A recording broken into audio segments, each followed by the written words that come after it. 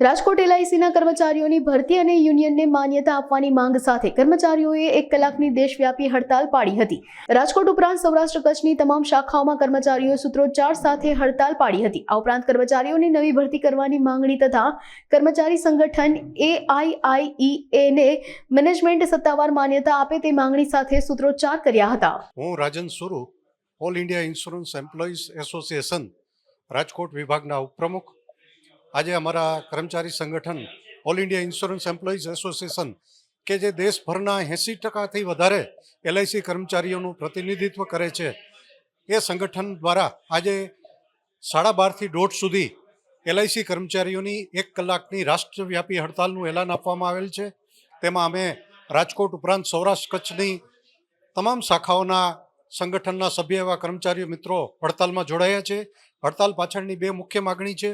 એક તો LIC કચેરીઓમાં વહીવટી પાંખમાં કર્મચારીઓની ભરતી કરવી અને બીજું કર્મચારી સંગઠન AIIA ને સત્તાવાર માન્યતા આપવી। આ બંને મુખ્ય માગણી સાથે આજની હડતાલ પાડવામાં આવી છે।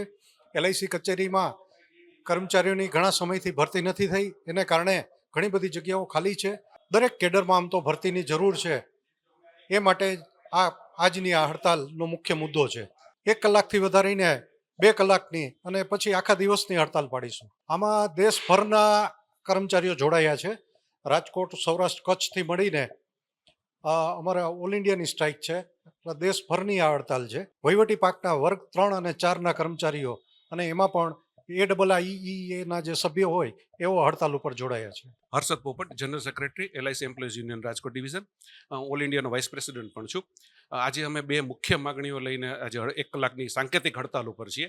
ખાસ કરીને LICમાં ભરતીની ખૂબ જ જરૂરિયાત છે। છેલ્લા 10 વર્ષમાં 30,000થી વધુ કર્મચારીઓ રિટાયર્ડ થઈ ગયા છે, આઈધર અથવા તો ડેથ થઈ ગયું છે। એટલે અમે અમારી જે માગણીઓ છે એ મૂકી છે કે જલ્દીથી આ સંસ્થાને ફ્રેશ બ્લડની જરૂર છે, એટલે તાત્કાલિક રિક્રુટમેન્ટ થવી જોઈએ।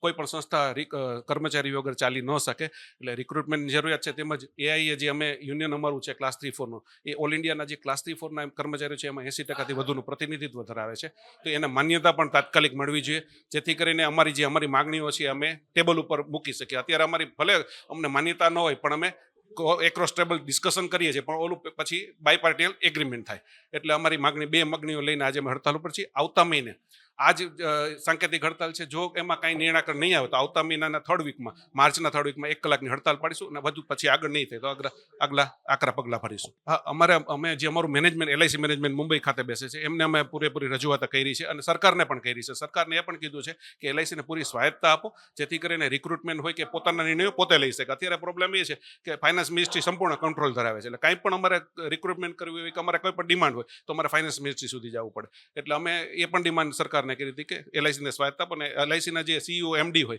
એમને કીધું કે વહેલી તકે LICમાં ભરતીની ખૂબ જ જરૂરિયાત છે, એટલે તાત્કાલિક રિક્રુટમેન્ટ માટે આગળ વધો। નહીં વધે તો હવે આગામી દિવસોમાં આકરા પગલાં લેશું। 1 દિવસની હડતાલ પણ કરી શકીએ, ઇન્ડેફિનિટ સ્ટ્રાઇક પણ કરી શકીએ છીએ।